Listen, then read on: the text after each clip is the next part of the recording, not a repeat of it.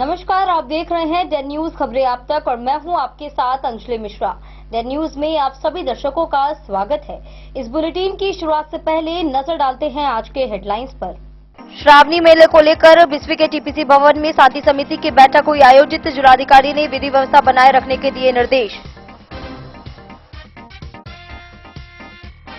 हरलाखी के परसा गांव में 2 बच्चों को छोड़कर प्रेमी संग भागी विवाहित महिला को प्रेमी के घर वालों ने पीटा, वहीं बेहोशी की हालत में फेंका बाहर। जांच में जुटी पुलिस।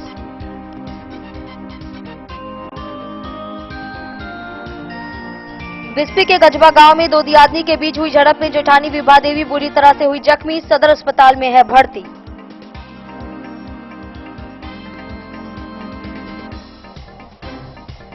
जयनगर के एसआई व सर्किल इंस्पेक्टर के नेतृत्व में चलाया गया सघन वाहन चेकिंग अभियान। 13,000 जुर्माना किया गया वसूल। हरलाखी के कानरपट्टी हरसुआड़ मार्ग 20 वर्षों से है जर्जर। सड़क निर्माण की मांग को लेकर ग्रामीणों ने किया रोषपूर्ण प्रदर्शन। बासोपट्टी में विधायक अरुण शंकर प्रसाद ने 20 सूत्री कार्यक्रम क्रियान्वयन समिति कार्यालय का किया शुभारंभ। योजनाओं के त्वरित निष्पादन पर दिया जोर। मधवापुर के रहमा गांव की 4 सड़कें हैं जर्जर। एनएच 227 से कनेक्टिविटी ठप, वहीं 2 सड़कों पर जल्द शुरू होगा निर्माण कार्य। और लदनिया के खाजवेटी गांव में गुरुकुल परमार संस्था द्वारा सेना में चयनित युवाओं को किया गया सम्मानित। कई गणमान्य लोग हुए उपस्थित।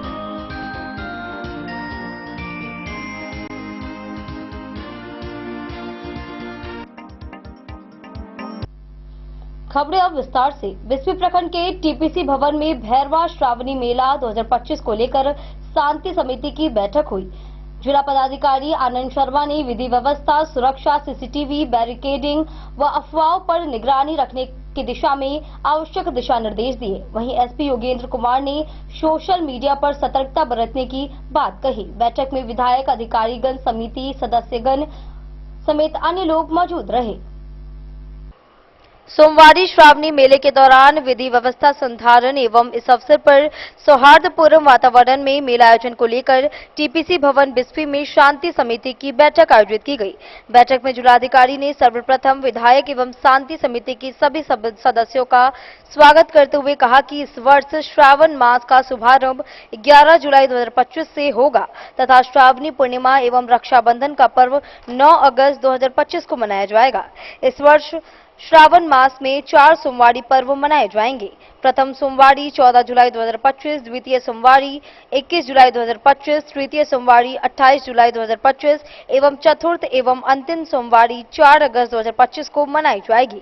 उन्होंने कहा कि श्रावणी पूर्णिमा एवं रक्षाबंधन 9 अगस्त 2025 को मनाए जाने की सूचना प्राप्त हुई है। जिलाधिकारी ने कहा कि श्रावण मास जिले में धार्मिक आस्था, परंपरा एवं सांस्कृतिक महत्व से जुड़ा पर्व है, जिसमें विशेषकर सोमवारी को जिले के विभिन्न शिवालयों यथा उगना महादेव, बाबा कपिलेश्वर महादेव आदि महत्वपूर्ण मंदिरों में श्रद्धालुओं की बड़ी संख्या में भीड़ उमड़ती है। उन्होंने कहा कि इस अवसर पर विधि व्यवस्था संधारण एवं आपसी सौहार्दपूर्ण वातावरण में मेले का आयोजन को लेकर सभी महत्वपूर्ण एवं संवेदनशील स्थानों पर पर्याप्त संख्या में तेज तर्रार दंडाधिकारियों एवं पुलिस पदाधिकारियों की प्रतिनियुक्ति की जाएगी। साथ ही काफी संख्या में पुलिस बल की भी तैनाती होगी। सभी महत्वपूर्ण एवं संवेदनशील स्थलों पर सीसीटीवी कैमरे एवं वीडियोग्राफी द्वारा नजर रखी जाएगी। चयनित सभी संवेदनशील स्थलों एवं कांवड़ियों के गुजरने वाले मार्गों पर विशेष रूप से निगरानी रखी जाएगी। सांप्रदायिक सौहार्द को बिगाड़ने की मंशा रखने वाले असामाजिक तत्वों पर नजर रखने एवं उनके विरुद्ध कार्रवाई करने के लिए निर्देश दिए गए। सभी चयनित स्थलों पर बैरिकेडिंग एवं ड्रॉप गेट का निर्माण का भी निर्देश दिया गया। इसके अतिरिक्त सभी भीड़भाड़ वाले स्थानों जैसे बस अड्डों और रेलवे स्टेशन पर भी विशेष निगरानी रखने के निर्देश जारी किए गए हैं। इस दौरान सोशल मीडिया पर भी कड़ी निगरानी बरते जाने के निर्देश निर्गत किए गए हैं ताकि असामाजिक तत्वों द्वारा अफवाहों को फैलाने के प्रयास को रोका जा सके। पुलिस अधीक्षक ने कहा कि सोशल मीडिया पर भी कड़ी नजर रखी जाएगी। उन्होंने कहा कि जैसे ही कोई आपत्तिजनक एवं अफवाह फैलाने, सामाजिक समरसता को बिगाड़ने वाले पोस्ट नजर आते हैं तो तुरंत अपने वरीय अधिकारियों को सूचित करें। छोटी छोटी घटनाओं को भी पूरी गंभीरता से लेकर उस पर संज्ञान लेने तथा उसकी सूचना अपने वरीय अधिकारी को देने का निर्देश दिया गया। जिलाधिकारी ने कहा कि विधि व्यवस्था संधारण के लिए सभी अनुमंडल स्तर पर अनुमंडल नियंत्रण कक्ष की स्थापना की जाएगी। रोस्टर के हिसाब से अधिकारियों एवं कर्मियों की प्रतिनियुक्ति की जाएगी। उन्होंने कहा कि चिकित्सा दल, विद्युत आपूर्ति, गश्ती दल आदि के लिए पर्याप्त इंतजाम किए जाने के निर्देश भी दिए गए। एसपी योगेंद्र कुमार ने कहा कि सादे लिबास में भी पुलिस बल की तैनाती की जाएगी। निर्धारित क्षेत्र में ध्वनि विस्तारक यंत्र एवं डीजे पर पूर्ण रूप से रोक रहेगी तथा इसका सख्ती से अनुपालन करवाने का निर्देश दिया गया। विधायक ने भी बैठक को संबोधित किया। वहीं शांति समिति के सदस्यों द्वारा बारी बारी से अपना सुझाव दिया गया। साथ ही उनके द्वारा कई महत्वपूर्ण जानकारी भी साझा किए गए। शांति समिति के सभी उपस्थित सदस्यों ने भी एक स्वर में पूरे सौहार्दपूर्ण वातावरण में श्रावणी पर्व मनाए जाने की बात कही। उक्त बैठक में बिहार विधानसभा सदस्य हरिभूषण ठाकुर बचौल, पुलिस अधीक्षक Yogendra Kumar, SDO Benipatti, SDMO Rajneesh Kumar, BDO, CO सहित कई अधिकारी उपस्थित रहे। 15 साल करता हूं इस बैठक में आने के लिए। आप लोगों ने जो बहुत कीमती सुझाव जो हम लोग को दिए हैं, हमारा ऐसा मानना है कि हम लोग कितनी भी तैयारी कर लें, तैयारी कभी परफेक्ट नहीं होती है। उसमें जितना अच्छा क्वालिटी फीडबैक आता है वो भी स्थानीय लोगों का, जो 20-30 साल से आप लोग अपने आंखों के सामने देख रहे हैं, करा रहे हैं, उसको समाहित करने के बाद जो प्लान बनता है उसको कह सकते हैं कि वो सबसे बढ़िया प्लान होगा। इसलिए आप लोगों ने जो बातें बोली हैं, जो सुझाव दिए, उसको बहुत ध्यान से हम लोगों ने नोट किया है और उन सभी को हम लोग उसको इम्प्लीमेंट करेंगे। उस पर हम लोग अभी आगे भी और गहन मंथन और चर्चा करेंगे। जैसे जैसे प्रोग्राम करीब आएगा, आप लोग के दिमाग में कोई और भी सुझाव आएगा तो आप लोग हमसे ऑफिस में मिलकर इसको जरूर कीजिएगा। ये जो श्रावणी मेला का कार्यक्रम है, ये सिर्फ डिस्ट्रिक्ट का नहीं, पूरे इनफैक्ट मधुबनी का, पूरे इस मिथिला के क्षेत्र के गौरव की बात है। सभी धर्मों के लोग, सभी किसी भी जो श्रावणी मेला है, जो आस्था का पर्व है और आस्था आप सभी की, यह एकदम शांतिपूर्ण तरीके से संपन्न होगी। आपके और हमारे यहाँ जितने लोग बैठे हुए उन सबके परिश्रम से बने। पहली बात जो निकल के आई कि जो जनप्रतिनिधि गण है उनकी भी टीम बनाना चाहिए, बहुत बात सही है, और उसको पेपर पे लाए। अलग अलग जो क्षेत्र पे जिनको जनप्रतिनिधियों को स्वेच्छा से जो लग के कार्य करना चाहते हैं, आप में से 4-5 मंत्रियों ने उन बिंदुओं को अंकित किया है, तो उसको लिखित रूप से लेके आइए और एक अलग से एक मिनी बैठक करा के उन सभी का हस्ताक्षर कि उस स्वेच्छा से इस पर मिलकर कार्य करना है। दूसरा कि पुनः जो वक्तव्य में आया कि एक खाका बनाई हुआ है, इसकी साल 10 साल एक मानक संचालन प्रक्रिया बनी हुई। सभी के वक्तव्यों में ये चीज निखर के आई और निकल के आई और ये दर्द भी झलका कि वो घटनाएं नहीं होती तो आज की डेट में बिस्फी में हम लोग ये बैठक विधि व्यवस्था के लिए नहीं, यहां के विकास को कैसे बढ़ाएं उसके लिए कर रहे हैं।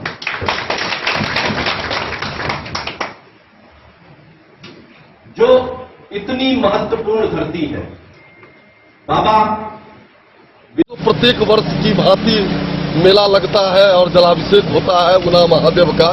बाबा विद्यापति के द्वारा जो पूजित उगना महादेव है, उसी पूजा को और मेला को किस तरह से जलाभिषेक को सुंदर ढंग से किया जाए, समाज के सहयोग से किया जाए, और इसी के निमित्त एसपी साहब, कलेक्टर साहब, एसपीओ साहब, बीडीओ साहब और बिस्फी के सारे जनप्रतिनिधि, राजनीतिक पार्टी के कार्यकर्ता, सरपंच साहब, मुखिया जी, प्रमुख जी सब थे। हम लोगों ने इसको खूब व्यापक ढंग से मनाने का निर्णय लिया है और सारे लोग मिलकर के इसको सुंदर ढंग से मनाएंगे। सर, ये मुद्दा उठा हुआ है कि 12 बजे ही पट खोल दिया जाता है मंदिर का। देखिए, वो प्रशासन का बात है। जैसे जैसे होगी कुछ चीजें हम आप नहीं, भावना में बह के नहीं होता है। प्रशासन डीएम साहब अभी क्या कहें कि हमारा सबसे पहला रहता है जान माल। जान माल की सुरक्षा के दृष्टि से हम निर्णय लेते हैं, वो तात्कालिक निर्णय होता है। तो कुछ चीज तो प्रशासन को पर छोड़ दीजिए, कुछ चीज हमारे आपके हाथ में नहीं। बिस्फी से सत्यनारायण यादव की रिपोर्ट।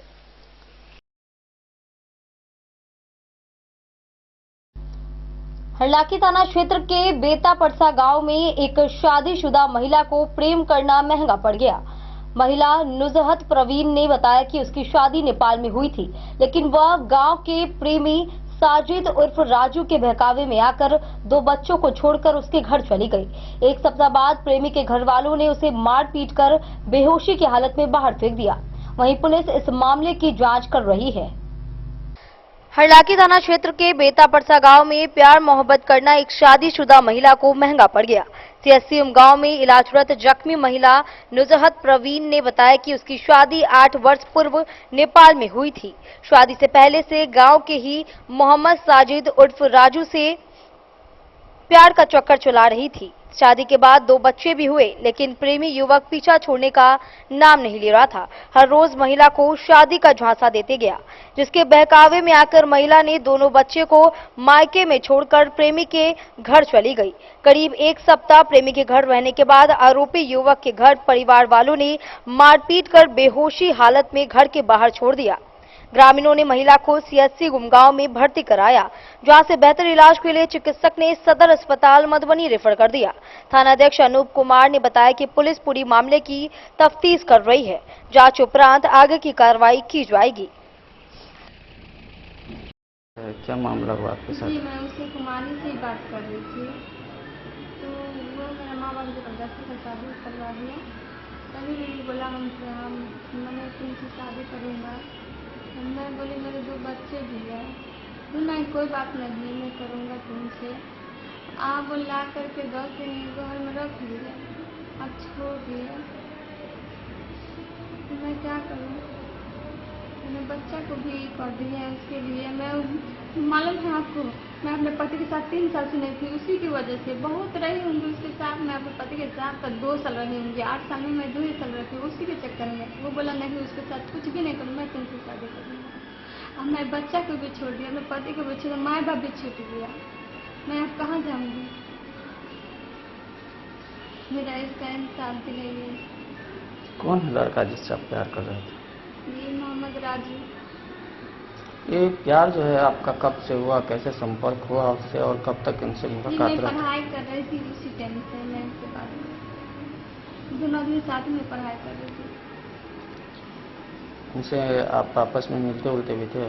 जी, आप कब ये घटना हुई आपके साथ? वो लड़का कब आपको लेके भाग गया था?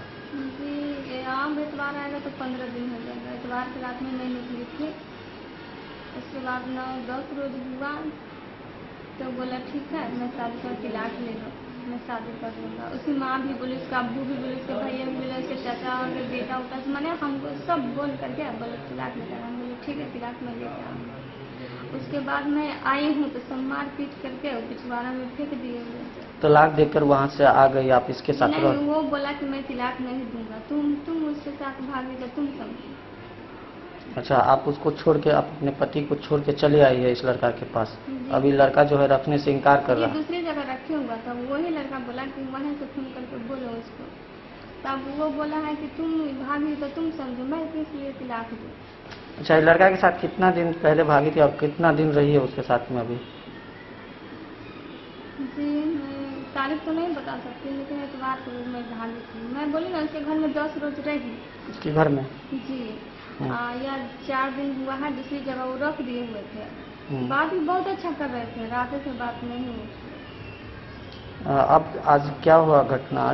आज उसके घर में गए हैं तो उसकी माँ, उसकी 3 बहन, उसकी फूफू सब मार करके बाहर फेंक दिए हुए थे। हमको कुछ नहीं पता चला। इतना बोला कि भागो हमसे, बचे पैर हाथ पकड़ी है। उसके बाद मारी है लात लेके, ये भी हमको पता है। सब लात मार रही थी, उसकी नहीं पता है। उसकी छोटी वाली बहन है जो ईंटा उठा करके सिर पर जब पटके, उसके बाद हमको कुछ नहीं पता। मारी पीटी को कहाँ फेंक दी, नहीं फेंक दी, कैसे यहाँ आए, हमको कुछ नहीं पता चला। यही बताइए आप लोग। मैं अपने उसके लिए मैं 2 बेटी को, अपने जान से भी ज़्यादा मैं अपनी बेटी से प्यार कर रही थी। उसके लिए मैं कुर्बान कर दी अपने बेटी को। नहीं, मेरे पति से नहीं प्यार था, लेकिन मेरे बच्चे से बहुत प्यार था, उसके लिए मैं छोड़ा। अब वो भी इनकार कर रहे हैं कि मैं क्यों रखूं, जिसके साथ रही उसी के साथ जाओ। क्या नाम है लड़का का? मोहम्मद राजू, साजिद भी नाम है उसका। पिता का नाम क्या है? मोहम्मद का नाम घर? बेटा पड़ता है। आपका घर कहाँ है? आपका नाम क्या है? जी मेरा घर भी बेटा पड़ता है, मेरा नाम मुजफ्फर भी है। शादी कहाँ हुई थी? नेपाल में थी, जनक की यहाँ पर लोहना है। लोहना। जी कितना दिन पहले शादी हुआ था? 8 साल। 8 साल पहले। जी ये लड़का से प्यार कब से चक्कर चला था? जी नहीं बोले, पढ़ाई कर रही थी तभी थी। अब जो है प्रशासन से क्या अपील कीजिएगा? जी मेरे इंसान जिले में बच्चा को छोड़िए, मैं अपने घर परिवार को सब छोड़, माँ बाप सब छूटे, अब मैं कहाँ जाऊँगी? आप ही बताइए, मैं कहाँ जाऊँगी? वो इतना तक बोले मेरे बच्चे बाद में नहीं कहिएगा कि हम नहीं रखेंगे। बोले ऐसा कोई बात नहीं, मैं कुरान शरीफ का कसम खाता हूँ, अल्लाह का कसम, मेरा जुबानी में काम आगे तुमको मैं कभी छोड़ूंगा। मेरी जान कभी नहीं, सब दिन मेरी जान हो करके अभी नहीं बात करती। थाना में आवेदन दिया है? जी थाना आई हुई थी? जी। थाना आया था, आपसे पूछताछ किया? हरलाखी से संजय राउत की रिपोर्ट। बिस्फी प्रखंड के गजबा गांव में दो दियादनी के बीच घरेलू विवाद ने एक हिंसक रूप ले लिया। चाय बनाने को लेकर झगड़े में छोटी बहू पार्वती देवी ने जेठानी विभा देवी पर गर्म दाल फेंक दी, जिससे वे गंभीर रूप से झुलस गई। वहीं इलाज सदर अस्पताल में जारी है। ससुर पर भी मारपीट व मिट्टी तेल छिड़कने का आरोप लगाया गया है। वहीं पूर्व से ही दोनों में अनबन बनी हुई थी। वहीं पुलिस आवेदन मिलने पर कार्रवाई करेगी। बिस्फी थाना क्षेत्र के भोज पंडौल पंचायत के गजबा गांव में दो दियादनी के बीच चाय बनाने को लेकर हुई झड़प में संतोष राय की पत्नी जेठानी विभा देवी बुरी तरह से झुलस गई, जिसका इलाज सदर अस्पताल मधुबनी में चल रहा है। प्राप्त जानकारी के अनुसार चाय बनाने को लेकर दोनों के बीच झड़प हो गई। इस बीच दाल बना रही छोटी बहू पार्वती देवी ने अपने जेठानी विभा देवी के ऊपर गर्म दाल फेंक दिया, जिससे वह बुरी तरह से झुलस गई। बताया जा रहा है कि दोनों के बीच हुई हिंसक झड़प के बाद ससुर कीर्ति राय भी उसके साथ मारपीट किए, यहां तक कि उसे जान से मारने को लेकर उसके ऊपर मिट्टी तेल छिड़कने का प्रयास किया गया, लेकिन लोगों के द्वारा किसी तरह उसकी जान बचा ली गई। घटना की जानकारी सुनकर उसके मायके के लोग वहां पहुंचे। उसे इलाज के लिए बिस्फी पीएचसी लाया गया। वहीं स्थिति गंभीर होने के कारण डॉक्टरों के द्वारा उसे सदर अस्पताल मधुबनी रेफर कर दिया गया, जहां उसका इलाज चल रहा है। बताया जा रहा है कि पूर्व से दोनों दियादनी के बीच अनबन बनी रहती थी। कई बार दोनों के बीच समझौता भी कराया गया। इसके बाद आपसी सहमति नहीं बन पाई। अंततः यह हिंसक झड़प ले लिया। इस संबंध में प्रभारी अपर थानाध्यक्ष नीतू ने बताया कि घटना की सूचना मिली है। लिखित आवेदन मिलने पर प्राथमिकी दर्ज कर कार्रवाई की जाएगी। तुम्हारे मम्मी को कौन जला दिया है? चाची। काहे के लिए? चाय बनाने के लिए। चाय बनाने के लिए? हाँ। क्या उछल दिया है शरीर पे? दाल। दाल? काहे के लिए? पहले से भी कोई लड़ाई हो रहा था? जी काहे की लड़ाई हो रहा था? काहे झगड़ा हो रहा था पहले? दूसरी बात। अच्छा, कौन सब थे ये? मतलब जलाने में? बाबा तुम्हारे बाबा? क्या नाम है बाबा का? कीर्ति राय। हाँ? कीर्ति राय। तुम्हारे बाबा क्या नाम है? कीर्ति राय। कीर्ति राय। और तुम्हारी चाची का? पार्वती देवी। अच्छा, तो ये तुम्हारी माँ है ना? जी इससे पहले भी कभी लड़ाई हुआ था तुम्हारी माँ के साथ? जी। केस उस भी हुआ था थाना में? हाँ हुआ फिर था। क्या हुआ? रुकवा दिया। पंचायती हो गया था? हाँ अच्छा, ये दोनों आदमी मारे हैं नहीं? जी। मतलब दाल उछल दिए हैं? चाची दाल उछल दे, बाबा झट्टा पकड़ के मारा। मारे है ना? हाँ। ठीक। तुम्हारी मम्मी को कौन जो है सो दाल उछल दिया है? चाची और बाबा मर गया। बाबा मारा है तुम्हारी मम्मी को? काहे के लिए? झूठा पकड़ के मर गया। कस के बोलो। झूठा पकड़ के मर गया। कौन? बाबा। तुम्हारा बाबा? और तुम्हारी चाची जो है सो दाल उछल दी है? गरम दाल झोल दिल गया। गरम दाल? तुमको भी मारा है क्या? कौन? बाबा। बाबा तुमको भी मारा है? तुम्हारे पापा नहीं थे यहाँ पे? कहाँ रहते हैं? दिल्ली। अच्छा, इससे पहले भी तुम्हारी मम्मी को मारपीट किया है? कौन सब? चाची बाबा। हमेशा मारता था? अच्छा, तुम लोग देखा, मतलब अभी कैसे पता चला कि दाल उछल दिया है? दाल उधर कर घर बन कर हमरा सबके घर बन कर मटिया तेल का मारे। घर बंद करके मतिया तेल भी लाया था? दोनों भाई बहन के घर में बंद कर दिया। तुम दोनों भाई बहन को घर में बंद कर दिया था? हाँ, मम्मी के मटिया तेल का आग लगवे चले तो छीन लेल के गए। अच्छा, मट्टी तेल लेकर के आग लगा, पूरा देह में आग लगा था? अच्छा, फिर अभी दाल उछल दिया नहीं? मतलब जान से मारने का प्रयास किया था? ठीक। कौन जला दिया? कौन, क्या नाम है दिया आदमी का? और कौन लोग थे? ससुर चलिए। ससुर काहे ला जला दिए? क्या बोले, फिर से बोलिए थोड़ा। गैस पर चावल बनाने के लिए गए थे? चाय चाय उछल दिया है?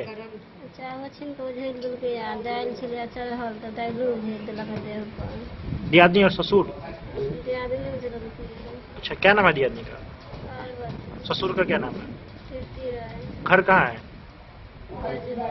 आपका क्या नाम है? पति का नाम?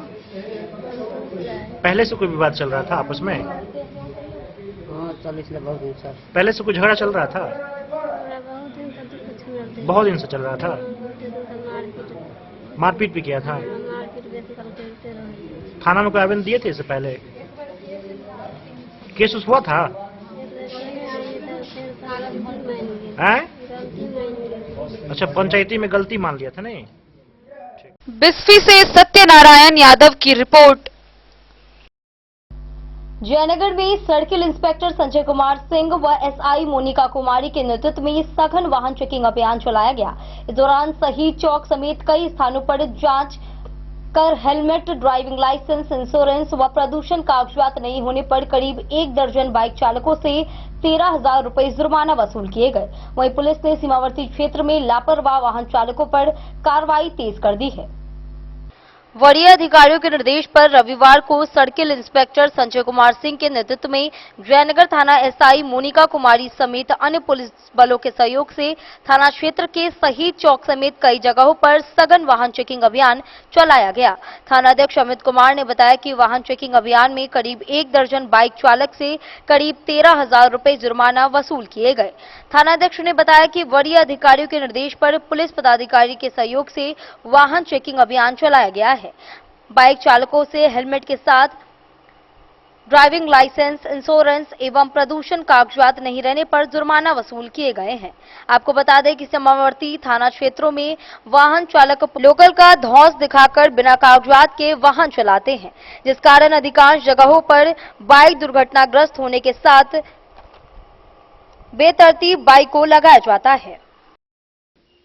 डे न्यूज के लिए जयनगर से मोहम्मद अली की रिपोर्ट। हरलाखी प्रखंड के कान्हरपट्टी से हरसुआड़ गांव तक जाने वाली सड़क की जर्जर स्थिति को लेकर ग्रामीणों ने आक्रोश जताया। 20 वर्षों से सड़क की मरम्मत नहीं हुई है, जिससे रास्ते में बड़े गड्ढे बन गए हैं और एम्बुलेंस तक नहीं पहुंच पाती है। ग्रामीणों ने जनप्रतिनिधियों के खिलाफ रोषपूर्ण प्रदर्शन किया और सड़क निर्माण की मांग दोहराई। वहीं बरसात में हालत और भी बदतर हो जाती है। हरलाखी प्रखंड अंतर्गत कान्हरपट्टी गांव से हरसुआड़ गांव को जाने वाली जर्जर सड़क के कारण ग्रामीणों में आक्रोश व्याप्त है। दरअसल वर्षों से जर्जर सड़क का निर्माण नहीं होने को लेकर ग्रामीणों ने स्थानीय जनप्रतिनिधियों के विरुद्ध रोषपूर्ण प्रदर्शन किया है। ग्रामीण मोहम्मद परवेज, यूनुस अंसारी, जाहिर साफी, नजाम साफी, अबिया खातून, जफीर अंसारी समेत अन्य आक्रोशित ग्रामीणों का कहना है कि कान्हरपट्टी गांव से हरसुआड़ को जाने वाली सड़क पर करीब 20 वर्ष पूर्व खरंजाकरण किया गया। कई वर्षों से उक्त मार्ग का आलम यह है कि सड़क पर बड़े बड़े गड्ढे हो गए हैं, 4 पहिया का आवागमन बंद हो गया है। किसी इमरजेंसी में एम्बुलेंस भी गांव में नहीं आ सकता है। बरसात के दिनों में स्थिति और भी बदतर हो जाती है, लोगों को बाइक से निकलना भी मुश्किल हो जाता है। ग्रामीणों ने कहा कि इस संबंध में स्थानीय विधायक से कई बार बोला गया है, आश्वासन भी दिए, लेकिन आज तक सड़क निर्माण नहीं किया गया। क्या परेशानी है आप लोगों को? हम लोग को रोड ही नहीं है। सबसे बड़ा परेशानी तो ये है जो एम्बुलेंस जाने के लिए रास्ता नहीं है। तो कोई आदमी सबसे बड़ा अगर दिक्कत पेशेंट यही हो है। जाए ना तो इमरजेंसी निकलने का कोई साधन नहीं, कोई रास्ता ही नहीं है। कब से ये हालात बना हुआ है यहाँ? 2002 ही से हालत बना हुआ है। अच्छा, ये जो खरंजा है 2002 में बना था? 2002 से पहले बना था, लेकिन 2002 से पहले? रोड खराब है 2002 से। अच्छा, तब से यही हालात है। हम लोग कितना बार क्या कारण हो सकता है कि ये रोड अभी तक नहीं बन पाई है? हम लोग का कारण वही लग रहा है जो हम लोग मुस्लिम है, इसके कारण ये रोड पे ध्यान नहीं दे रहा। विधायक जी का कहना भी है, मान लीजिए जो हमारा झंडा लेके घूमेगा इसी का हम काम करेंगे। हम लोग के बारे में लगा होगा जो झंडा लेके हम इसका नहीं घूमे, इसके लिए हम लोग के ऊपर काम नहीं कर रहे, ऐसा बात है। अच्छा, तो बारिश के दिनों में बहुत जर्जर स्थिति हो जाती है। आए दिन घटना होता है। अच्छा, आए दिन घटना होता है। अच्छा, इसके लेके कितना पब्लिक आते जाते हैं, बाइक वाले एक्सीडेंट भी होते हैं, कितना बच्चे लोग भी घायल होते हैं। बहुत बुरी तरह है ये रास्ते। इस चीज का सूचना आप लोग विधायक जी को नहीं दिए? बहुत बार दिए हम लोग। क्या कहा? बोला हो जाएगा। अच्छा, होता ही रह गया? होता ही रह गया। अच्छा, आगे आप लोग क्या करने जा रहे हैं? हम लोग करने यही जा रहे हैं। सो इलेक्शन के टाइम आने वाले हैं, इलेक्शन में सब मेढक भी हो ना अपना आवाज उठाता है, लेकिन इस टाइम हम लोग ये ठान लिए पूरा गांव का आदमी से हम लोग किसी को वोट देंगे नहीं। विधायक जी को बदलेंगे, कोशिश कर रहे हैं। जो क्षेत्र में हम लोग खुद घूम के मेहनत कर रहे हैं, जो विधायक जी को बदलना है। इस विधायक काम करने लायक जैसा नहीं है विधायक, बस खाली बोलने वाला विधायक है, काम करने वाला विधायक नहीं है। इसके लिए हम खुद फील्ड में मेहनत कर रहे हैं, जो विधायक जी को हराना है खास करके, क्योंकि विधायक ज्यादा झूठ बोलने वाला, काम करने वाला कम है विधायक जी अपने। ये आपका परिचय? परवेज अंसारी, इस्लामपुर टोल, मसवार, सिसोनी पंचायत। हरलाखी से संजय राउत की रिपोर्ट। वक्त तो चला एक छोटे से ब्रेक का, मिलते हैं ब्रेक के बाद। आप बने रहिए हमारे साथ। मधुबनी इस शादी सीजन सिर्फ हमारे साथ खरीदे और पाए 100% एक्सचेंज वैल्यू। आप सोने चांदी या हीरे के आभूषणों की तलाश में हैं तो हमारे ज्वेलरी शॉप में मिलेंगे आपको हर तरह के आभूषण बेहद किफायती दामों पर। हर अवसर के लिए आभूषण आपके बजट में। लाल बाबू प्रसाद एंड सन्स, संकट चौक, बैंक ऑफ इंडिया के बगल में, मधुबनी। नए और शानदार स्टॉक के साथ अब हर रिश्ते को करे और भी सुंदर। लाल बाबू प्रसाद एंड सन्स, संकट चौक, बैंक ऑफ इंडिया के बगल में, मधुबनी। हमारे सभी गोल्ड ज्वेलरी शॉप पर HUID है मौजूद।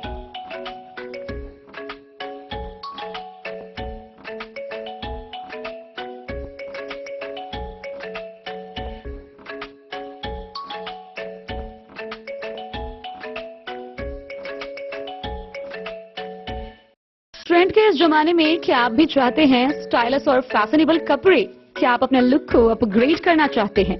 अगर हाँ, तो आज ही आएं Bombay fashion readymade sari showroom. हमारे पास पुरुषों, महिलाओं और बच्चों के लिए है नए से नए फैशन ट्रेंड में कपड़े और एक्सेसरीज का लार्ज कलेक्शन। आपके बजट और हर अवसर के लिए खास। चाहे काम के लिए हो नए आउटफिट की तलाश, या पार्टी के लिए ड्रेस, या किसी खास अवसर के लिए सूट, सलवार और साड़ी, हमारे पास है हर एक ब्रांड। क्रिम्सन क्लब, मुफ्ती, टर्टल और किलर के SIS स्टोर्स। इसके अलावा रेमंड, स्पार्की, जॉकी, लक्ष्मीपति, मान्यवर, ब्लैकबेरी, नवाब पार्कर जैसे बड़े ब्रांड।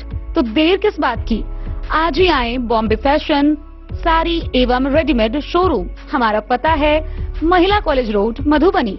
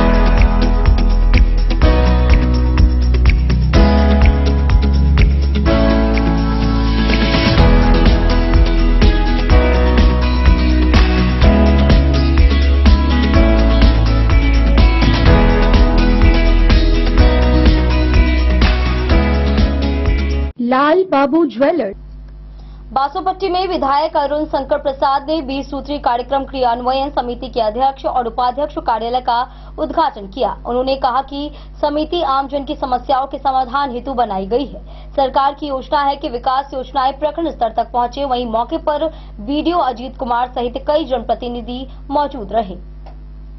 बासोपट्टी खजौली विधानसभा के विधायक अरुण शंकर प्रसाद ने रविवार को फीता काटकर प्रखंड कार्यालय क्रियान्वयन समिति के अध्यक्ष एवं उपाध्यक्ष कार्यालय का शुभारंभ किया। मौके पर बीडीओ अजीत कुमार भी मौजूद रहे। मुख्य अतिथि के रूप में विधायक अरुण शंकर प्रसाद ने कहा कि कार्यक्रम क्रियान्वयन समिति को इसी उद्देश्य से गठित किया गया है कि आम जनता की समस्याओं को गंभीरता से लेते हुए पहल किया जाए। उन्होंने कहा कि एनडीए की सरकार में बिहार विकास की कई नई ऊंचाइयों को छू रहा है। सरकार की सोच है कि प्रखंड स्तर तक के अधिकारियों को 20 सूत्री कमेटी से जोड़कर समस्या को दूर करने का कार्य करें। 20 सूत्री क्रियान्वयन समिति गठन होने से सरकार के विकास योजनाओं को गति मिलेगी। समाज के अंतिम व्यक्ति सरकारी योजनाओं की लाभ पहुंचाने में मदद मिलेगी। उन्होंने कहा कि पदाधिकारियों और कर्मियों के साथ आमजनों के कार्यों का त्वरित निष्पादन कराया जाएगा। उन्होंने 20 सूत्री कार्यक्रम क्रियान्वयन समिति से अपने कर्तव्य का निष्ठापूर्वक निर्वहन करने और दी गई जिम्मेदारी से लोगों को लाभ दिलाने का काम करने का सलाह दिया। विधायक ने कहा कि बिहार में विकास की किरणें हर जगह पहुंची हुई हैं। 20 सूत्री के प्रखंड अध्यक्ष संजय कुमार ठाकुर, उपाध्यक्ष राम उदय राय के कार्यालय का शुभारंभ कार्यक्रम के दौरान सभी सदस्यों को अंग वस्त्र से सम्मानित किया गया। वहीं बीडीओ ने विधायक को मिथिला परंपरा के अनुसार स्वागत किया। मौके पर संजय महतो, जीवच मंडल, गणेश प्रसाद, सुरेंद्र यादव, सौदागर राय सहित समिति के सभी सदस्य शामिल थे। विश्व सूत्री कार्यक्रम क्रियान्वयन समिति के अध्यक्ष श्री संजय ठाकुर जी और उपाध्यक्ष श्री उदय कुमार राय जी द्वारा पदभार भी इस प्रकार से अपने कार्यालय में उन्होंने ग्रहण किया है और इस अवसर पर सभी माननीय विश्व सूत्री कार्यक्रम क्रियान्वयन समिति के बासोपट्टी से रोशन ठाकुर की रिपोर्ट। मधवापुर के रेमा गांव की 4 मुख्य सड़कें जो NH 227 से जुड़ती हैं बेहद जर्जर स्थिति में है। ग्रामीणों को केवल बाइक, साइकिल से ही आवागमन संभव हो पाता है। वहीं 2 से 5 किलोमीटर की दूरी के लिए 11 से 16 किलोमीटर घूमकर जाना पड़ता है। वहीं ग्रामीणों ने दशकों से सड़क मरम्मती नहीं होने की शिकायत की है। RWD जेई अमित कुमार ने 2 सड़कों के टेंडर की मंजूरी की पुष्टि की है। गांव को हाईवे और मुख्य सड़कों से जोड़ने के सरकारी तमाम दावों का मधवापुर प्रखंड क्षेत्र की कई ग्रामीण सड़कें मुंह चिढ़ा रही हैं। मधवापुर प्रखंड के रेमा गांव इस समस्या का ज्वलंत उदाहरण है। यूं तो उस गांव से बाहर निकलने के लिए कुल 9 सड़कों में से 7 सड़कें जर्जर हैं, लेकिन उनमें से 4 ऐसी बदहाल सड़कें हैं जो गांव को नेशनल हाईवे 227 से जोड़ती है। पहली सड़क रेमा गांव को गंगौर SSB कैंप के पास NH से जोड़ती है।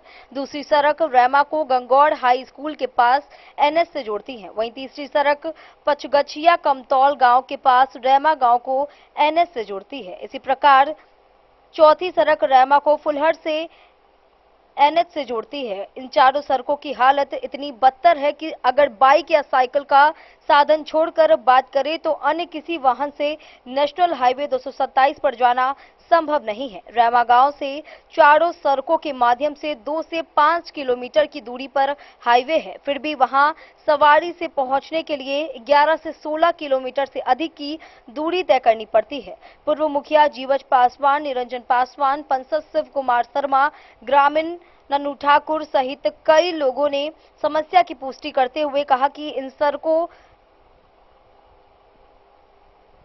को खड़ंजा लगना तो दूर की बात है, कई दशक से इन सड़कों को मुट्ठी भर मिट्टी भी नसीब नहीं हुई। इस संबंध में पूछे जाने पर RWD के जेई अमित कुमार ने बताया कि रेमा में 2 सड़कों का टेंडर कराने की मंजूरी मिल चुकी है। आने वाले समय में प्रक्रिया के अनुसार कार्य शुरू कराए जाएंगे।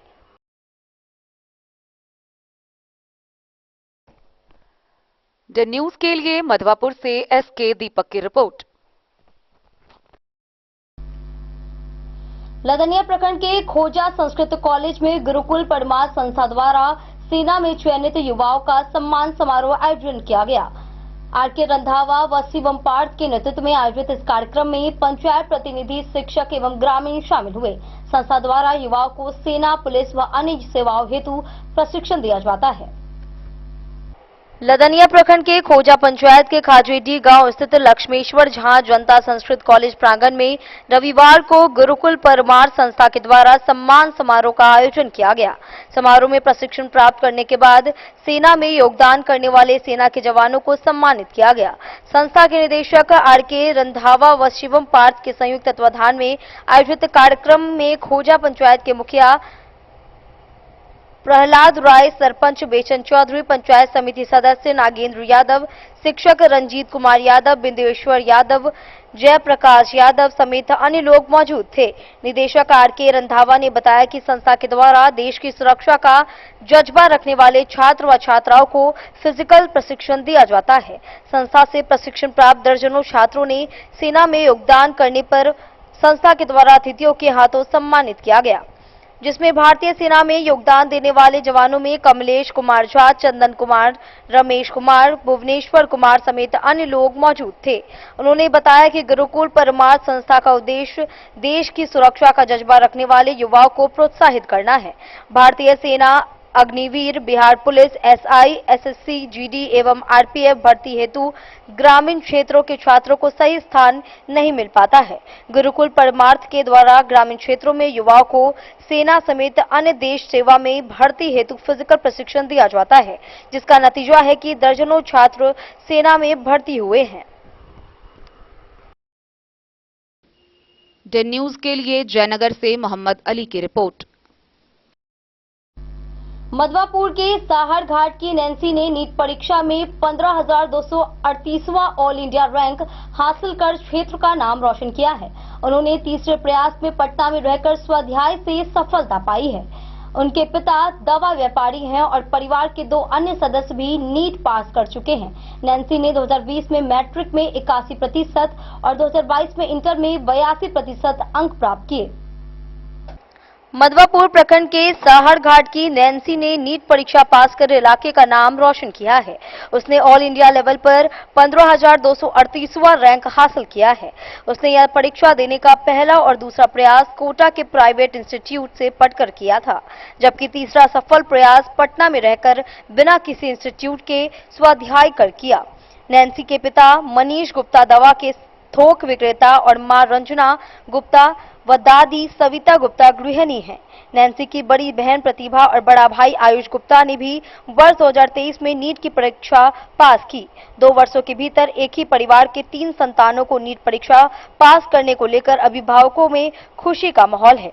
नैन्सी ने वर्ष 2020 में 81% अंक लाकर मैट्रिक परीक्षा पास की, जबकि वर्ष 2022 की इंटरमीडिएट की परीक्षा में उसने 82% अंक प्राप्त किए। जी बताइए, आपकी पोती नीट की परीक्षा पास की है, अब डॉक्टर बनने की तैयारी में लगेगी। क्या कहेंगे पोती के लिए? पोती के कहेंगे कि सर तुम मेहनत करो, अभी तो सफल की हो, अभी तो संघर्ष बाकी है। अभी बाकी है संघर्ष, बहुत आगे बढ़ाना है बच्चों को।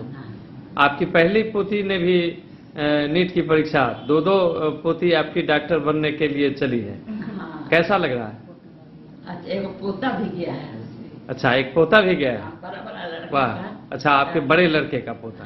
ये छोटे लड़के के बच्चे हैं? हाँ, बड़े वाला मनोज कुमार गुप्ता नाम है और उसका आयुष कुमार गुप्ता। तो आपका एक पोता और 2 पोती डॉक्टर बनने की राह पर चल चुकी है। 2 तो निकल गई है, तीसरा नंबर। खूब आशीर्वाद मिल रहा है। आशीर्वाद है ना। हम लोग शिक्षित परिवार में, जो ददिया ससुर थे उनके नाम से हाई स्कूल खोले हुए हैं। अच्छा। ससुर के नाम से कॉलेज खोले हुए हैं रामगंजन इसमें मधुपुर में। तो हम लोग 2 खोले हुए हैं। अपने पाले में हम लोग भैंसुर के नाम से हॉस्पिटल खुला हुआ है। हम लोग समाज में देते लेते रहते हैं। अच्छा, और पोता को क्या बनाना है? पोता क्या हो तो उसका भविष्य है, पढ़ेगा लिखेगा, जिस लाइन में जाएगा। पहली मैट्रिक करेगा, इसके बाद कुछ? हाँ, तब इसलिए कि लड़के के चॉइस से ही निकलना ठीक रहता है। पोता से ज्यादा आशीर्वाद पोती को लगता है आप लोग देते हैं। बेटी बढ़ाओ, बेटी। नहीं, ऐसा नहीं, पोता भी हमारा वैसे नहीं, सबके साथ बराबर आशीर्वाद। बराबर रहता है। ठीक। हम अपने पकड़ के सब बाल बच्चा को अपने अभी तक। जी, अपना नाम बताइएगा। सविता गुप्ता। अच्छा, कितनी उम्र आपकी होगी? हमारा 75-76। 75-76। चलिए, तो सब बच्चों के लिए आपका आशीर्वाद है, एकदम आशीर्वाद। शुभकामना दीजिए, आगे बढ़े। मेरी भी शुभकामनाएं आप सबों के लिए। बहुत प्रगति की राह पर ये लोग आगे बढ़ता रहे, हमारी भी शुभकामनाएं। धन्यवाद। क्या नाम है बाबू? नैन्सी कुमारी। नैन्सी कुमारी, तुमने नीट की परीक्षा में सफलता हासिल की है, कैसा लग रहा है? अच्छा लग रहा है। कहाँ से की हो तैयारी? पटना में सेल्फ स्टडी और गोल इंस्टीट्यूट का टेस्ट सीरीज ले लिया था, तो वही हमेशा। कितने दिनों की तैयारी के बाद तुम्हें ये सफलता मिली? थर्ड टाइम ये दिए थे। ये तीसरा प्रयास है? इससे पहले 2 बार और दी थी? अच्छा।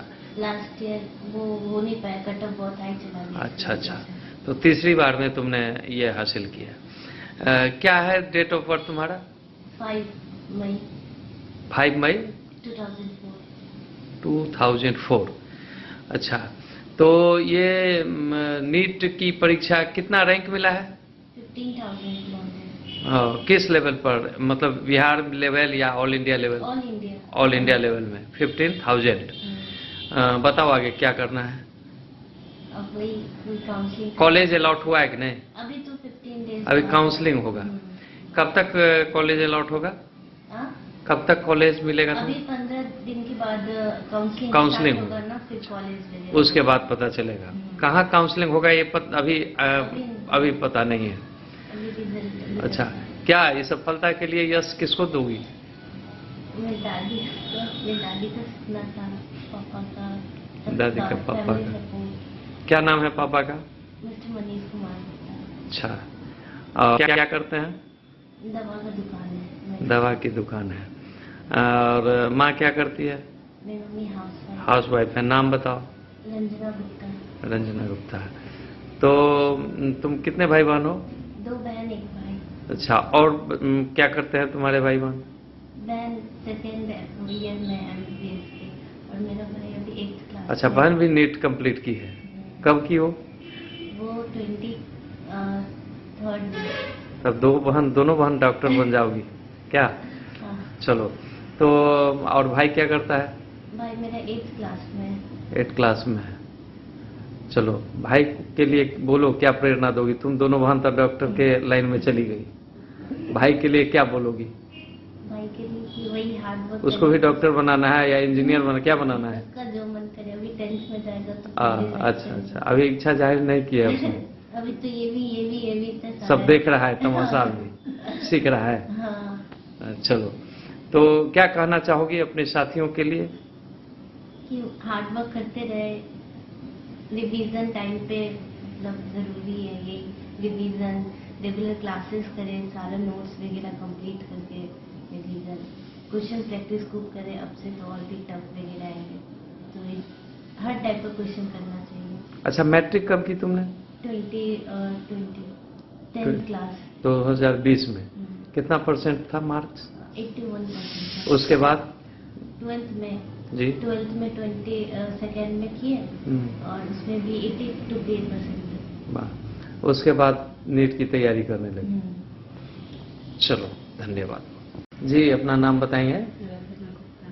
रंजना गुप्ता। अच्छा, आपकी बेटी, दूसरी बेटी नीट की परीक्षा पास की है। इससे पहले पहली बेटी भी आपकी ये बता रही थी कि पहली बेटी भी नीट कंप्लीट की है।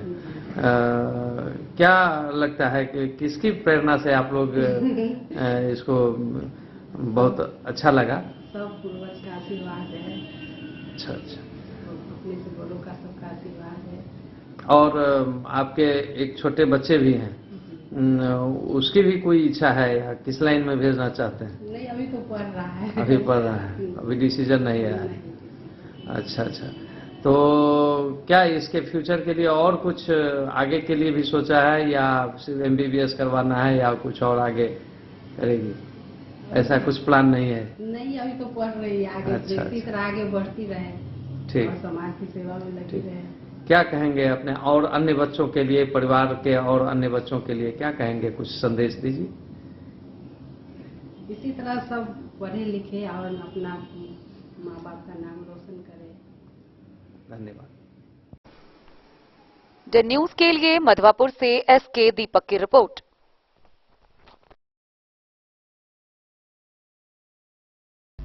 वक्त चला एक छोटे से ब्रेक का, मिलते हैं ब्रेक के बाद, आप बने रहिए हमारे साथ। राजनगर मधुबनी के दिल में गांधी चौक स्थित अब एक ही छत के नीचे फैशन और ज्वेलरी की अनोखी दुनिया राज राजेश्वरी कलेक्शन और महादेव शाह अमरनाथ प्रसाद ज्वेलर्स की शानदार पेशकश, जहां आपको मिलेंगे saris, suits, lehenga, sherwani, kurta, bedsheets, kids wears, shirts, jeans और कुर्तीज। हर खास मौके के लिए खास कलेक्शन और साथ ही ब्रांडेड 916 गोल्ड, सिल्वर और नक्षत्र डायमंड ज्वेलरी एवं गृह रत्न, उपरत्न और घड़ियों के विक्रेता का विशाल शोरूम महादेव शाह अमरनाथ प्रसाद ज्वेलर्स, मिथिलांचल का नंबर 1 एसी शोरूम, जहां है सोना चांदी के मेकिंग चार्ज पर 31% तक का डिस्काउंट ऑफर एवं डायमंड के मूल्य पर फ्लैट 21% तक का डिस्काउंट ऑफर, साथ ही 100% कैश वापसी की सुविधा उपलब्ध है। तो आज ही आइए आरपी मॉल, गांधी चौक, राजनगर बाजार, मधुबनी और बनाइए हर खास पल को और भी खास। संपर्क करें 9431643733 पर। राज राजेश्वरी कलेक्शन और अमरनाथ प्रसाद ज्वेलर्स, विश्वास, गुणवत्ता और परंपरा का संगम। नमस्कार, मैं अमरनाथ प्रसाद, महादेव शाह अमरनाथ प्रसाद ज्वेलर्स राजनगर के प्रोप्राइटर। अभी सोने चांदी और डायमंड में बहुत अच्छा ऑफर चल रहा है। सोने चांदी के मेकिंग चार्ज पर 31% तक का डिस्काउंट है और डायमंड के ज्वेलरी के मूल्य पर 21%, 21% का फ्लैट डिस्काउंट है। तो आप लोग आवे, पधारें और इस ऑफर का लाभ उठावें। गोकुल राज।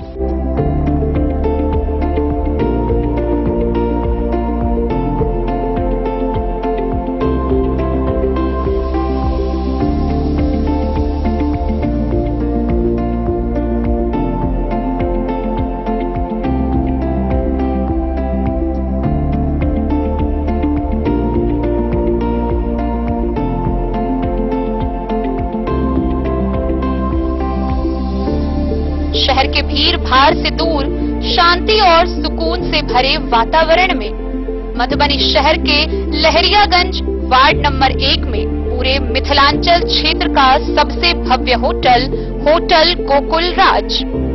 4 मंजिला इमारत की इस होटल में है 4 बड़े बड़े बैंकेट हॉल, रिंग सेरेमनी, शादी, मीटिंग या पार्टी, हर एक आयोजन के लिए अलग से हॉल की व्यवस्था, रेस्टोरेंट की व्यवस्था जहां एक से बढ़कर एक लजीज व्यंजनों का मिलेगा संगम, और रहने का उचित प्रबंध, suite room, AC room, non AC room से सुसज्जित होटल जहां लिफ्ट की भी है व्यवस्था, पार्किंग का पूरा इंतजाम। तो आइए और जिंदगी में खुशियों से भरी यादें शामिल करिए। होटल गोकुल राज मधुबनी में आप लोगों का स्वागत है। होटल गोकुल राज, लहरियागंज वार्ड नंबर 1, मधुबनी। आनंद मिशन विद्यापीठ शिक्षा के क्षेत्र में एक नया आयाम अब छोटे बच्चों के लिए भी आधुनिक सुविधाओं के साथ उपलब्ध। विवेकानंद मिशन विद्यापीठ जूनियर, जहां क्लास प्री नर्सरी से 5th स्टैंडर्ड तक के बच्चों का एडमिशन प्रारंभ है। अगर आप भी चाहते हैं अपने बच्चों का शिक्षा के क्षेत्र में बेहतर विकास, तो विवेकानंद मिशन विद्यापीठ जूनियर है आपके लिए तैयार। 2.5 से 10 वर्षों के बच्चों के लिए आपको मिलेगा आधुनिक सुविधाओं के साथ एक बेहतर शिक्षा का माहौल। सीबीएसई बेस्ड करिकुलम सिलेबस के साथ साथ स्टूडेंट्स होंगे art and craft, game and sports और कल्चरल एक्टिविटीज में अव्वल। इंग्लिश मीडियम के माहौल के बीच स्टूडेंट्स बनेंगे स्मार्ट, जहां किताबी ज्ञान के साथ साथ हर क्षेत्र में स्टूडेंट्स होंगे अवेयर। हॉबीज और इंटरेस्ट को मिलेगी प्राथमिकता। तो आइए और अपने बच्चों के बेहतर भविष्य के लिए आज ही नामांकन करवाइए। विवेकानंद मिशन विद्यापीठ जूनियर, हमारा पता है तिरहुत कॉलोनी, नगर परिषद। मधुबनी शहर के सदर अस्पताल रोड स्थित सैनवाज स्पीच एवं रिहैबिलिटेशन सेंटर का उद्घाटन डिप्टी मेयर अमानुल्लाह खान समेत अन्य डॉक्टरों ने किया। सेंटर में बच्चों की हकलाना, तुतलाना और उम्र अनुसार न बोल पाने जैसी समस्याओं का इलाज होगा। अब अभिभावकों को इलाज के लिए बाहर नहीं जाना पड़ेगा। यह सेंटर जिले के बच्चों और परिजनों के लिए बड़ी राहत साबित होगा। सदर अस्पताल रोड अवस्थित शाहनवाज स्पीच एवं रिहैबिलिटेशन सेंटर का उद्घाटन deputy mayor Amanullah Khan, doctor Shahnawaz Kamal, doctor Noorjahan, doctor Abu Akrama, doctor Abu Ammar, doctor Roshan Thakur, doctor Asif Reza ने संयुक्त तौर पर फीता काटकर किया।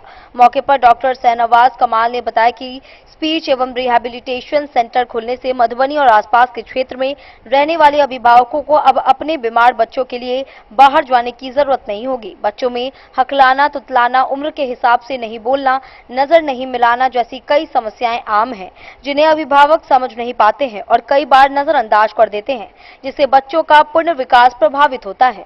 वहीं डिप्टी मेयर अमानुल्लाह खान ने बताया कि शाहनवाज स्पीच एवं रिहैबिलिटेशन सेंटर खुल जाने से मधुबनी जिले वासियों के लिए एक बड़ा उपहार है।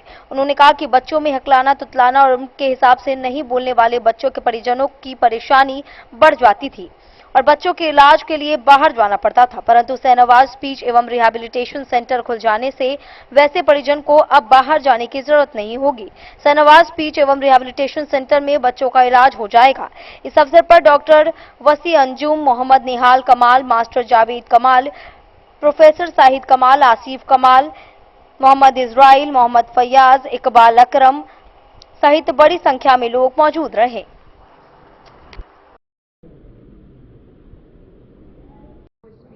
प्रॉब्लम होता है तो वो लोग पूछते हैं कि ये चीज़ कैसे ठीक हो सकता है। तो कभी कभी थोड़ा दूर जाना पड़ता है, दरभंगा भेजना पड़ता है। तो हम लोगों ने सोचा कि यहाँ पे थोड़ा सा मधुबनी के लोगों के लिए यहीं पे क्यों नहीं खोला जाए, तो उनके लिए आसानी होगी। बहुत सारे लोगों को ये चीज़ नहीं पता है, तो थोड़ा जानकारी भी होगी इस चीज़ से।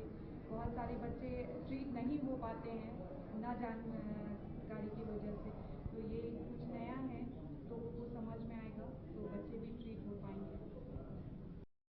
रिहैबिलिटेशन सेंटर जो मंदबुद्धि बच्चे हैं, पैदा होते ही हकलाते हैं, आवाज़ नहीं निकलती है, एबनॉर्मल टाइप के हैं, उन सब के लिए यहाँ इलाज होगा।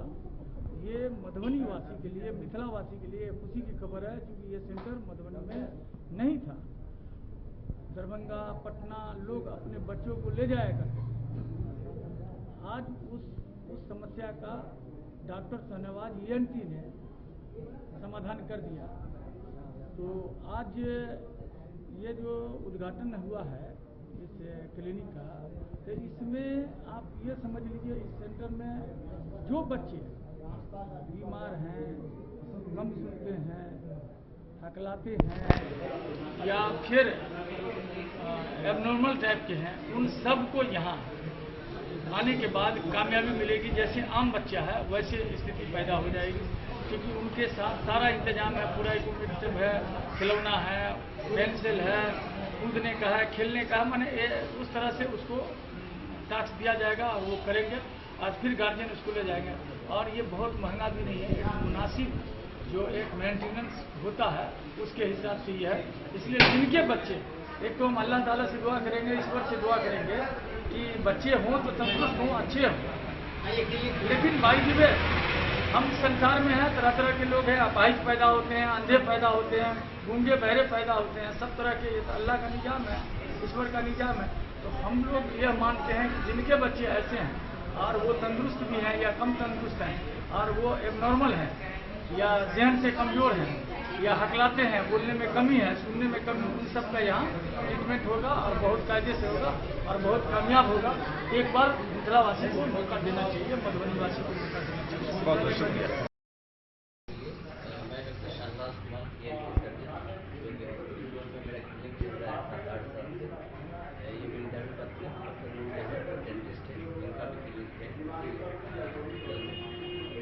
ये हम लोगों ने मधुबनी में पहली बार एक स्पीच एंड रिहैबिलिटेशन सेंटर खुला है जो कि सदर हॉस्पिटल रोड में है। ये मधुबनी वासियों के लिए सबसे पहला और बहुत अच्छी एक शुरुआत है, लोगों को बहुत फायदा होगा। जो बच्चे लाते हैं या पिछलाते हैं या जिनको बिहेवियर प्रॉब्लम है, एक्टिविटीज में उनको प्रॉब्लम है, तो बहुत लेट से बोल रहे हैं, चीज़ें समझ में नहीं आ रही है, उन लोगों के लिए बेसिकली ये सेंटर खोला गया है। या फिर कोई ऐसे पेशेंट जिनकी फेशियल पैरालिसिस है, उनके लिए भी ये सेंटर खोला गया है। इसमें बहुत तरीके से इसमें कोई मेडिकल ट्रीटमेंट नहीं है, इसमें थेरेपी है जिसके जरिए उनका ट्रीटमेंट किया जाएगा। ये सेशन में चलेगा, तो हम कहेंगे कि लोगों को ये आए, यहाँ देखें, समझें और फिर अपने बच्चों को जो भी इनको है। डॉक्टर शहनवाज अपने मधुबनी से फिरोज आलम की रिपोर्ट। ब्रह्मा कुमारी ईश्वरीय सेवा केंद्र मधुबनी द्वारा 7 दिवसीय श्रीमद् भागवत गीता ज्ञान प्रवचन माला का उद्घाटन विधायक रामप्रीत पासवान, मेयर अरुण राय समेत अन्य अतिथियों ने दीप प्रज्वलित कर किया। कार्यक्रम में ब्रह्मा कुमारी मीना रानी व कंचन ने गीता ज्ञान के आध्यात्मिक रहस्य और जीवन में इसके महत्व पर प्रवचन दिया। ब्रह्मा कुमारी ईश्वरीय सेवा केंद्र मधुबनी के तत्वाधान में श्रीमद् भागवत गीता ज्ञान के आध्यात्मिक रहस्य द्वारा जीवन जीने की कला के 7 दिवसीय प्रवचन माला कार्यक्रम का उद्घाटन विधायक रामप्रीत पासवान, पूर्व में एमएलसी सुमन महासेठ, मेयर अरुण राय, उप मेयर अमानुल्लाह खान सहित अन्य गणमान्य लोगों ने दीप प्रज्वलित कर किया। उद्घाटन कार्यक्रम को संबोधित करते हुए मुख्य अतिथि विधायक रामप्रीत पासवान ने कहा कि यह संस्था सादगीपूर्ण जीवन जीने की कला सिखाने के साथ आध्यात्मिक ज्ञान की चर्चा करते हैं। इनके कार्य बहुत ही अनुकरणीय होते हैं। कार्यक्रम में अरेराज से आई हुई अतिथि ब्रह्मा कुमारी मीना ने कहा कि मधुबनी नगर वासियों के सुनहरे अवसर मिले हैं कि गीता ज्ञान के आध्यात्मिक रहस्य द्वारा अपने दैनिक जीवन मार्ग को सुलभ बनाने में लाभान्वित होंगे। उन्होंने कहा कि एक साथ 3 कार्यक्रम द्वादश ज्योतिर्लिंग दर्शन, तनाव मुक्ति शिविर एवं श्रीमद् भागवत गीता ज्ञान प्रवचन माला का रसपान करेंगे। ब्रह्मा कुमारी ईश्वरीय विश्वविद्यालय के बिहार एवं झारखंड की प्रमुख रानी ने कार्यक्रम को संबोधित करते हुए कहा कि परम पिता परमात्मा शिव की कृपा से भागवत कथा श्रवण का अलौकिक कार्यक्रम रखा गया है। इस कार्यक्रम में भाग लेकर अपने जीवन को खुशहाल बनाने में सफल करेंगे। भागवताचार्य राजयोगिनी कंचन ने श्रीमद् भागवत गीता ज्ञान प्रवचन माला कार्यक्रम का शुभारंभ करते हुए कहा कि सृष्टि के नियंता भगवान भोलेनाथ की असीम कृपा से भागवत गीता ज्ञान प्रवचन माला कार्यक्रम किया जा रहा है। इस कलिकाल में हर क्षेत्र में लोगों को कठिनाइयों का सामना करना पड़ता है। शिव के बताए हुए गीता ज्ञान के रहस्यों को उजागर करने से जीवन के हर पल बहुत ही बेहतरीन हो सकते हैं। कार्यक्रम में उपस्थित सभी अतिथियों को पाक दुपट्टा एवं गुलदस्ता भेंटकर स्वागत किया गया। कार्यक्रम में भाग लेने वाले सभी लोगों ने द्वादश ज्योतिर्लिंग का दर्शन किया। वहीं मंच संचालन ब्रह्मा कुमार सुधाकर ने संयुक्त रूप से किया। मधुबनी से फिरोज आलम की रिपोर्ट। जयनगर के कमला रोड स्थित मनोकामना सिद्धि काली मंदिर में शिव संगीत संकीर्तन मंडली द्वारा भजन संध्या का दूसरा वार्षिकोत्सव मनाया गया। कार्यक्रम की शुरुआत गणेश वंदना से हुई। वहीं कृष्ण कुमार, गगन कुमार, शांति कुमारी समेत कई कलाकारों ने भक्ति गीत प्रस्तुत किए। वहीं कार्यक्रम में भक्ति में माहौल बना रहा और बड़ी संख्या में श्रोता उपस्थित रहे। जयनगर के कमला रोड स्थित श्री मनोकामना सिद्धि काली मंदिर प्रांगण में शनिवार की देर शाम शिव संगीत संकीर्तन मंडली के द्वारा भजन संध्या का दूसरा वार्षिकोत्सव मनाया गया। शिव संगीत केंद्र के निदेशक सह संगीत शिक्षक कृष्ण कुमार के नेतृत्व में आयोजित कार्यक्रम को संबोधित करते हुए कृष्ण कुमार ने कहा कि शिव संगीत केंद्र के द्वारा बीते 2 वर्षों से लगातार किया जा रहा है। कार्यक्रम की शुरुआत गणेश वंदना के साथ करते हुए भजन गाया गया। गगन कुमार ने महाकवि विद्यापति द्वारा रचित गीत प्रस्तुत की। वहीं निशा रानी, शांति कुमारी समेत अन्य लोगों ने भी अपनी गीत प्रस्तुत की। वहीं अन्य कलाकारों के द्वारा कई भक्ति गीत प्रस्तुत किए गए। मेरे पास वैसा कोई शब्द नहीं है। जो इलाका के तमाम सभी आर्टिस्ट को, कलाकार को यहाँ जमा करके, साथ में दुर्गेश सर जी जो इतना व्यस्तम कार्यक्रम को करते हुए फिर यहाँ हम लोगों को सब के साथ दिए। और सबसे एक बार ताली जो महेश साउंड लाइट साउंड है उनके लिए एक बार जरूर ताली बजाइए। क्यों बेचारे जब भी हम लोग साथ में आए तो जरूर साथ दिए हैं। बाहर से सत्यनारायण मिश्र जी आए थे, इंदर भाई जी आए थे, सूरदयाल जी भाई जी आए थे, डॉक्टर साहब त्रिपुरारी प्रसाद जी आए थे, साथ में यहाँ डे न्यूज के लिए जयनगर से मोहम्मद अली की रिपोर्ट। आज के इस बुलेटिन में फिलहाल इतना ही। कल फिर हाजिर होंगे नए खबरों के साथ। तब तक दीजिए पूरी टीम को इजाजत और मधुबनी के हर छोटे बड़ी खबरों को देखने के लिए देखते रहिए डन न्यूज खबरें आप तक। नमस्कार।